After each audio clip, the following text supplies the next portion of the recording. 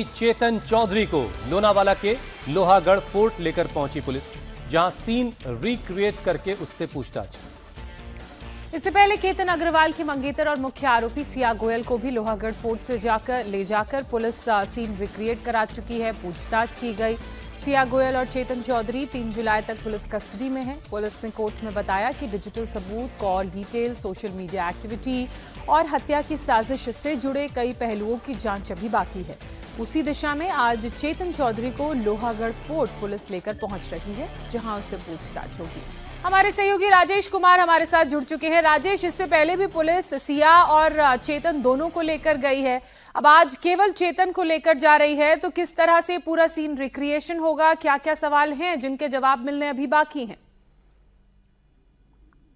को लेकर इस वक्त किले के सबसे ऊंची पीक जो है, उस पर ऊंची चोटी है, उस पर पहुंची है पुलिस और उसी जगह पर पहुंची है जहां से केतन अग्रवाल को धक्का दिया गया था। और अभी वहां से केतन अग्रवाल के वजन का ही एक फाइबर का पुतला नीचे फेंका गया है और केतन चौधरी ने पूरे क्राइम सीन को बताया कि उस रोज यानी कि 18 जून को जब वो सिया के साथ वहां पहुंचा था तो किस तरीके से केतन को उसने धक्का दिया और कहां से धक्का दिया।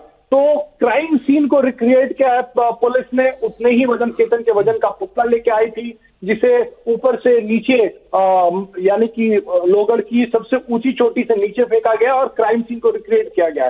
दूसरी सबसे बड़ी वजह जो है चेतन चौधरी को वहां लाने की, वो है गेट एनालिसिस, यानी कि वॉकिंग पैटर्न। वो क्योंकि सीसीटीवी कैमरे में जो तस्वीरें कैद हुई है चेतन चौधरी की, उसमें उसका चेहरा नहीं दिख रहा, हुडी पहने हुए हैं, तो उसके चलने के तरीके को सीसीटीवी में जो तरीका दिख रहा है जो चेतन का, उससे मैच कराया जाएगा और गेट एनालिसिस किया जाएगा।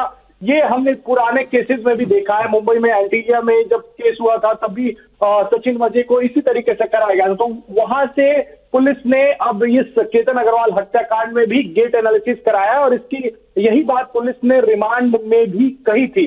3 तारीख को फिर से कोर्ट में पेश होंगे। इससे पहले सिया गोयल को पुलिस इसी तरीके से क्राइम सीन रिक्रिएट करने के लिए लोहगढ़ फोर्ट में लेके आई थी, अब चेतन को लेके आई है।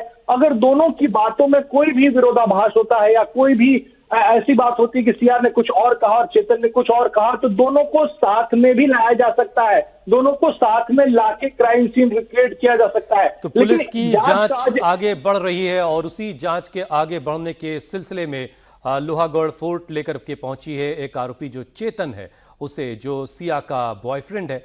और वहां से जो डमी आप देखिए, डमी को सबसे ऊंची चोटी से नीचे गिराया गया और डमी का क्या हाल हुआ है ऊपर से नीचे गिरने के बाद। अगर डमी का ये हाल हुआ है तो फिर किसी इंसान का क्या हाल होगा, आप इस तस्वीरों को देख करके अंदाजा लगा सकते हैं। ये सेम वेट की एक डमी बनाई गई और उसी ऊंचाई से ले जा करके चेतन की मौजूदगी में इस डमी को वहां से नीचे फेंका गया और फिर ये इसी को एसेस कर रही है जो एजेंसी है कि आखिर वहां से फेंका गया तो क्या क्या इंपैक्ट हुआ होगा बॉडी पर और कैसे उसने धक्का दिया। इन तमाम सवालों के जवाब एजेंसी तलाश कर रही है।